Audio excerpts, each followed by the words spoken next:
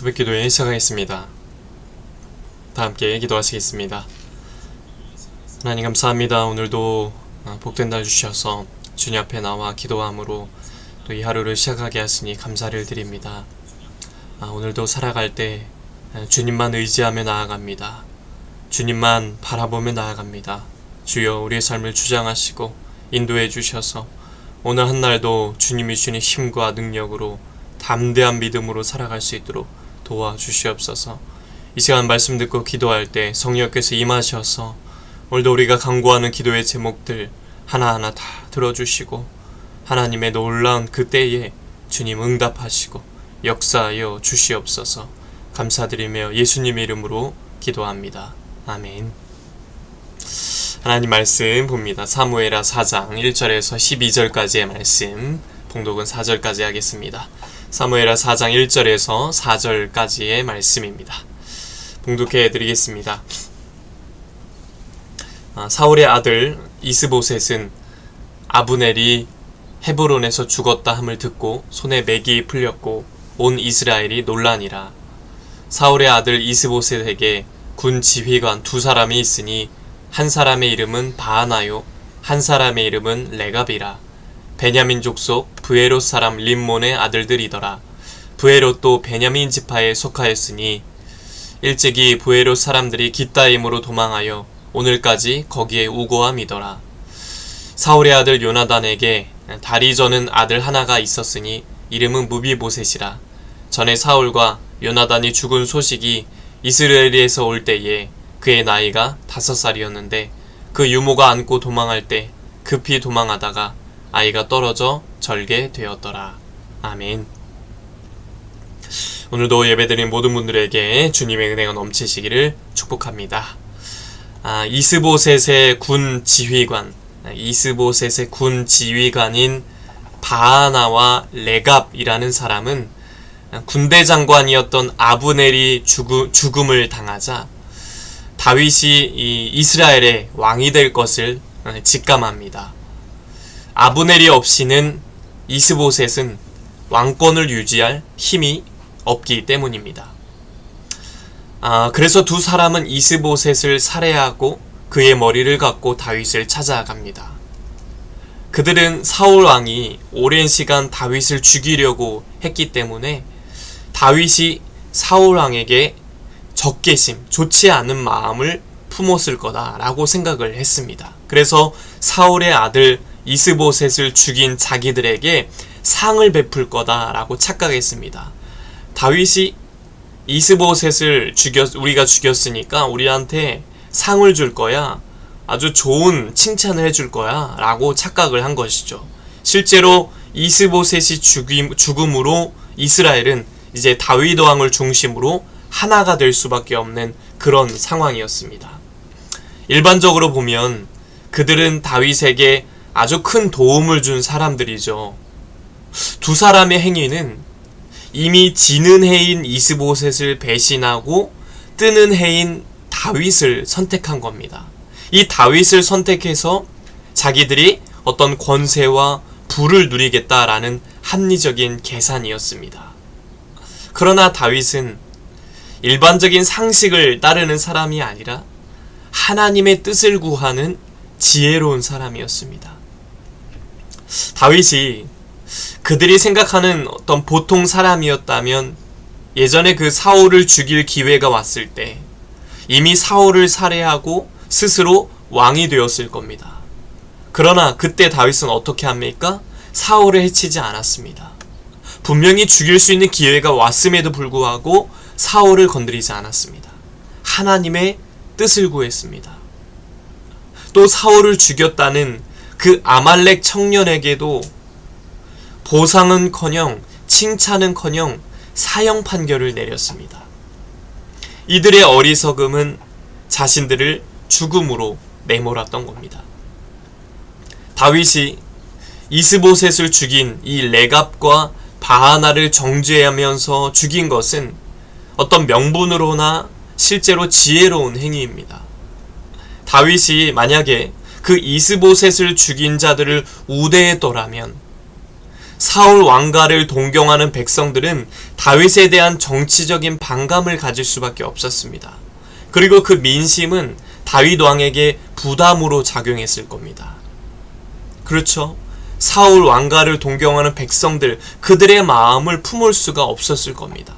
그러나 다윗이 이 명분을 내세워서 그들을 처단함으로 사울 왕가를 추종하던 그 모든 사람들의 마음까지 다 얻을 수 있게 된 것이죠. 다윗은 이 아브넬 장군이 죽었을 때와 마찬가지로 자신이 사울 왕가에 대한 어떤 적대감이 없다는 걸 보여줌으로써 이 백성의 민심을 자기에게 다 돌릴 수가 있었던 겁니다. 다윗은 일관되게 사울 왕가에 대한 호의를 보여줬고 그 이후에도 그랬습니다. 이런 다윗의 행위는 결과적으로 자신한테 아주 유리한 정치적인 판도를 형성한 것이죠. 이것은 그의 어떤 정치적인 계산이라기보다는 세상의 지혜를 따르지 않고 세상의 방법을 따르지 않고 하나님의 뜻을 따른 것, 하나님의 지혜를 따라 행한 복이다라고 할 수 있습니다. 그렇습니다. 우리는 살아가면서 사사로운 꾀로, 인간의 꾀로 앞길을 앞날을 열어가려는 어리석음을 버려야 합니다. 그리고 오직 우리는 하나님의 말씀, 오직 하나님의 말씀을 지키고 행함으로써 하나님께 모든 걸 맡겨야 한다는 겁니다. 하나님께 맡기는 길, 지혜로운 길로 행해야 한다는 것입니다. 그 길이 하나님의 복을 받는 길입니다. 형통케 되는 진리의 길, 생명의 길이기 때문입니다. 다윗의 일생을 보면, 다윗의 생애를 보면 사사로움을 포기하고 인간적인 생각, 인간적인 유익, 인간적인 판단을 포기하고 하나님의 뜻을 따라서 하나님의 뜻을 따라 행함으로써 큰 유익을 얻는 걸 보게 됩니다. 날마다 항상 하나님의 존재를 의식했던 겁니다. 우리도 다윗처럼 언제나 그 하나님의 뜻에 순종하길 원합니다. 하나님의 말씀에 순종하길 원하고 하나님의 말씀을 따라가길 원합니다. 그래서 그 말씀을 순종하는 자에게 주시는 복, 하나님의 복, 형통의 복을 누리시길 간절히 소망합니다. 오늘도 그렇게 순종하는 자에게 주시는 복, 형통의 은혜가 저와 여러분의 삶에 넘치게 되시기를 주님의 이름으로 간절히 축복합니다. 기도하겠습니다. 하나님 아버지, 우리도 다윗처럼 하나님의 말씀에, 하나님의 뜻에 순종하길 원합니다. 사사로운 꾀가 아니라 인간적인 판단과 뜻이 아니라 하나님의 뜻을 행함으로 하나님의 말씀을 따라감으로 형통의 복을 누리는 우리의 삶이 되도록 도와주시옵소서. 이 시간도 기도합니다. 주여, 내 힘으로 할 수 없어서, 나 혼자 힘으로 살 수가 없어서 기도합니다. 우리의 마음을 아시는 주님, 우리의 형편과 사정을 아시는 주님, 우리가 오늘도 기도할 때 이 시간도 우리의 마음을 만져주시고 귀한 음성 들려주시고 주님 메시지를 듣는 복된 시간 되도록 도와주시옵소서. 이제는 우리 주 예수 그리스도의 은혜와 하나님 아버지의 넘치는 사랑하심과 성령의 감화감동 역사, 교통하심이 주님의 뜻에 순종하며 형통의 복을 누리며 살기 원하는 성도들 머리 위에 이제부터 영원토록 함께 하시기를 간절히 축원하옵나이다. 아멘. 이 시간 나라와 민족과 또 위정자들을 위해서, 우리 시학회 목회자와 성도들을 위해서 각자의 기도 제목을 놓고 주여 한번 외치고 통성으로 함께 기도하시겠습니다. 주여, 하나님 아버지 감사합니다.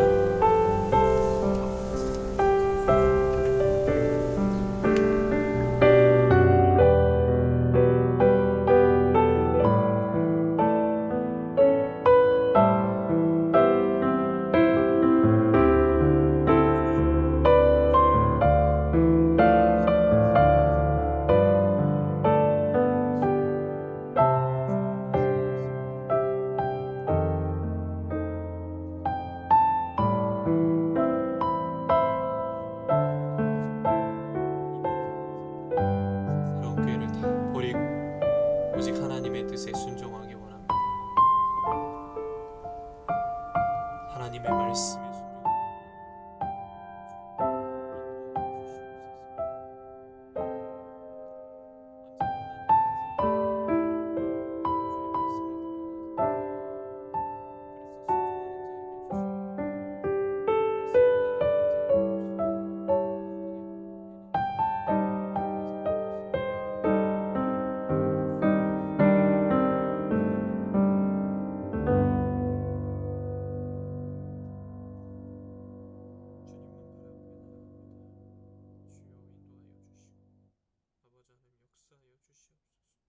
이끌어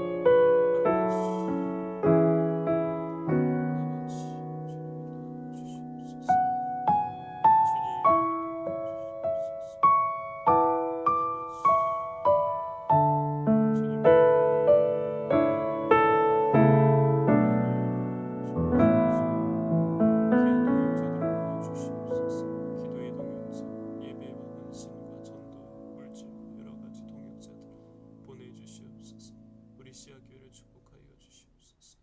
재단에 역사하여 주시옵소서. 주님